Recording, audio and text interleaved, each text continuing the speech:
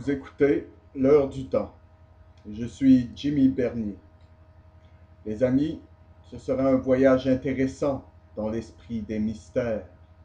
Alors restez à l'écoute et assurez-vous que vous avez stylo et papier à portée de main alors que nous continuons notre excursion dans le conflit entre la franc-maçonnerie et le christianisme.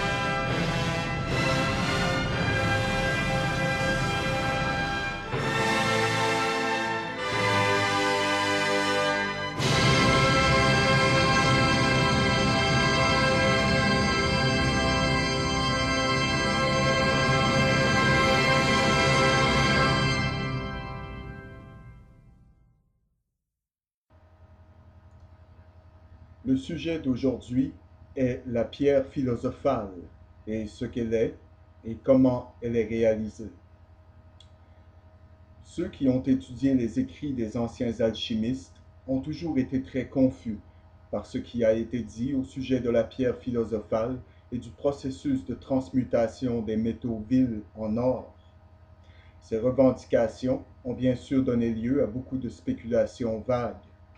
De temps en temps, des étudiants ont demandé une déclaration directe de l'auteur sur ce sujet, d'une importance primordiale, et comme nous sommes au seuil d'une nouvelle ère, où ce joyau précieux, avec tout son pouvoir, sera élaboré et possédé par un nombre considérable de personnes, nous pensons qu'il est important de départir le sujet de tout le mystère qui l'entoure et de parler en termes clairs sur la question. Alors, tous ceux qui veulent vraiment prendre la peine d'y participer, parce que c'est un travail ardu, rien de valeur n'ayant jamais été obtenu gratuitement, peuvent savoir comment réaliser pour eux-mêmes ce grand bijou.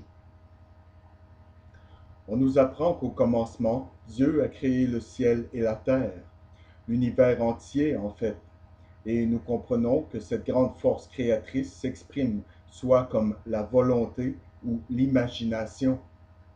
Grâce à l'imagination, le grand architecte de l'univers doit d'abord avoir visualisé tout comme c'est maintenant, ou comme il a été créé d'abord, puis, par sa volonté, les atomes physiques ont été disposés dans cette matrice de la pensée, de manière à manifester progressivement l'univers comme prévu par son créateur. En outre, ce processus n'est pas encore terminé, mais continuera jusqu'à ce que le tout soit parfait, comme conçu à l'origine. Les hiérarchies divines qui ont réalisé le plan du grand créateur utilisent la même force créatrice double lorsqu'il s'agit de concevoir le cristal dans le minéral, la feuille de la plante ou la forme de l'animal. Leur puissante imagination dépeint dans les régions archétypales de la Terre ce qu'ils désirent créer, et leur volonté concentrée formera la matière brute dans cette matrice jusqu'à ce qu'elle prenne une forme physique définie comme souhaité. L'esprit de l'homme possède un pouvoir créateur semblable et a appris au fil des siècles, sous la direction des dieux pluriels, à construire des organismes d'une valeur croissante en tant qu'instrument de son expression. Mais son pèlerinage à travers la matière a été entrepris afin de lui constituer une intelligence créative indépendante, et pour atteindre cet objectif, il était nécessaire qu'il devrait au bon moment être émancipé de la tutelle des dieux, afin qu'il puisse apprendre à créer, non seulement pour lui, mais aussi pour aider et enseigner aux autres dans la grande école de la vie. Au cours de son évolution, l'homme est devenu de plus en plus éclairé concernant le mystère de la vie, mais néanmoins, cela ne fait que quelques siècles, quand la vie et la liberté ont été menacées par l'expression d'opinions en avance sur les points de vue généralement reconnus. Pour cette raison, les alchimistes, qui avaient étudié plus profondément que la majorité, ont été contraints de dissimuler leur doctrine dans un langage très allégorique et symbolique. Leurs enseignements concernant le développement spirituel de l'homme et leur utilisation des termes tels que sel, soufre, mercure et azote, si déconcertants pour les masses, étaient néanmoins enracinés dans des vérités cosmiques très éclairantes pour l'initié. Les étudiants des enseignements rosicruciens qui ont appris comment le monde a été créé et le processus de création progressive devraient avoir aucune difficulté à comprendre une partie du langage des alchimistes correctement. Premièrement, nous savons qu'il y avait un temps où l'homme en émergence était un hermaphrodite, homme-femme, et qu'il était en mesure de créer de lui-même. Et nous nous souvenons aussi que, à cette époque, il était comme les plantes à d'autres égards. Sa conscience était comme celle que nous possédons dans un sommeil sans rêve et qui est aussi possédée par la plante. L'énergie vitale qu'il absorbait dans son corps était utilisée dans le seul but de la croissance, jusqu'à ce que la saison de propagation était venue, quand un nouveau corps naissant était relâché pour se développer également. Il n'y avait pas d'incitation à l'action, mais si cela avait lieu, l'homme n'aurait pas eu la volonté ou l'esprit de la diriger. Pour l'émancipation de l'humanité de cette considération négative, de cette condition négative, la moitié de la force créatrice a été dirigée vers le haut, sous la direction des anges, dans le but de construire un larynx et un cerveau, de sorte que l'homme puisse apprendre à créer par la pensée, comme le font les hiérarchies divines, et d'exprimer les pensées créatives en mots. Ainsi, l'homme cessa d'être physiquement hermaphrodite et est devenu unisexué. Il ne peut plus créer de lui-même physiquement comme le font les plantes hermaphrodites, ni psychiquement comme les Elohim, les hiérarques hommes-femmes, à l'image desquels il a été créé, et c'est ainsi qu'il occupe à l'heure actuelle une position intermédiaire peu enviable entre la plante et le Dieu. Au moment où la moitié de la force sexuelle humaine a été détournée dans le but de construire un cerveau, les hommes étaient impuissants et manquaient de connaissances sur la façon de surmonter les difficultés. Ils n'avaient même pas la conscience de savoir qu'il y avait une difficulté, et si aucune aide n'était venue de l'extérieur, alors cette race se serait éteinte.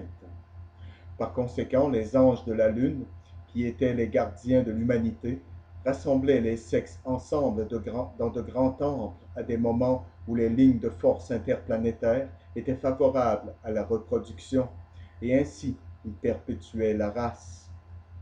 Il a également été suggéré que lorsque le cerveau serait prêt, les seigneurs de Mercure, les frères aînés de notre humanité actuelle qui étaient très intelligents, devraient nous enseigner comment utiliser l'esprit et le rendre vraiment créatif, de sorte que nous ne serions plus dépendants du processus sexuel distinct de génération qui est maintenant en vogue. Ainsi, par le travail de ces deux grandes hiérarchies, nous avons été élevés de l'inconscience à la première étape de l'intelligence créatrice, de plante à Dieu. Maintenant, pour ceux d'entre vous qui viennent tout juste de se joindre, mesdames et messieurs, je voudrais vous assurer que ce ne sont pas mes convictions. En fait, j'ai étudié les mystères et la religion secrète pendant de nombreuses années, et je peux vous dire que ce sont des conneries absolues et complètes.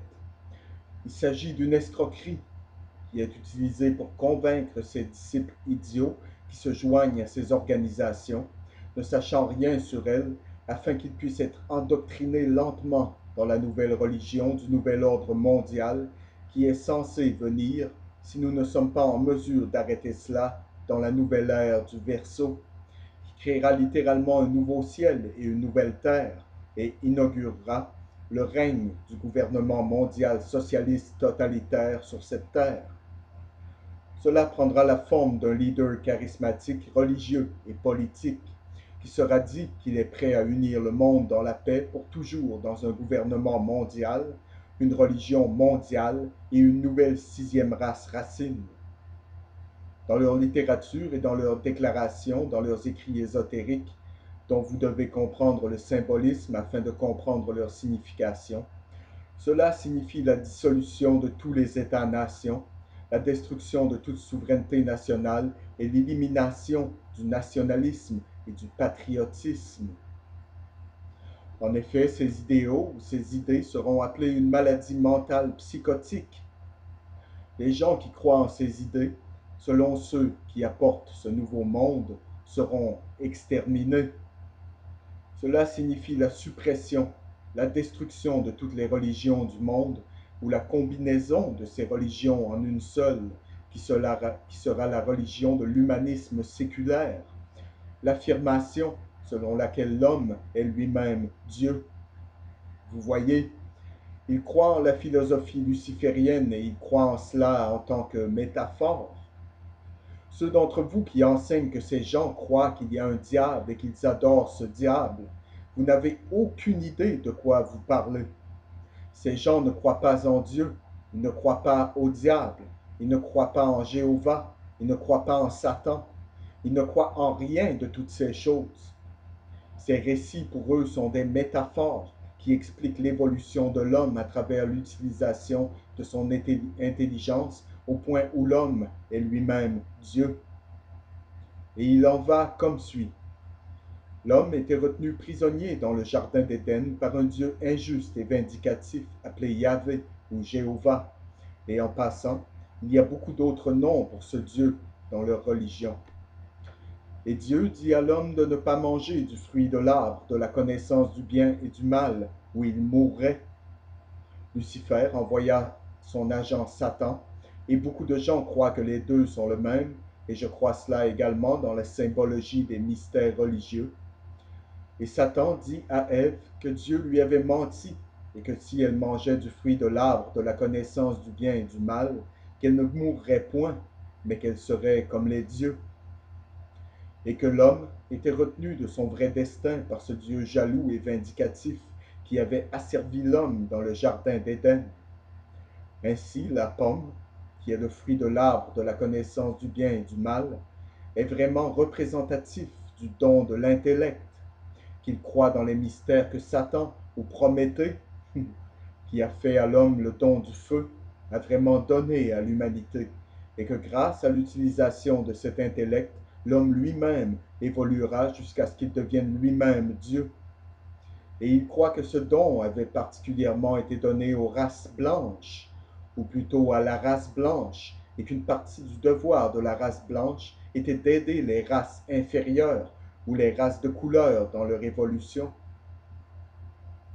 Ce qui signifie que le cas échéant, il devrait se débarrasser de certaines de ces races si elles sont incapables d'évolution,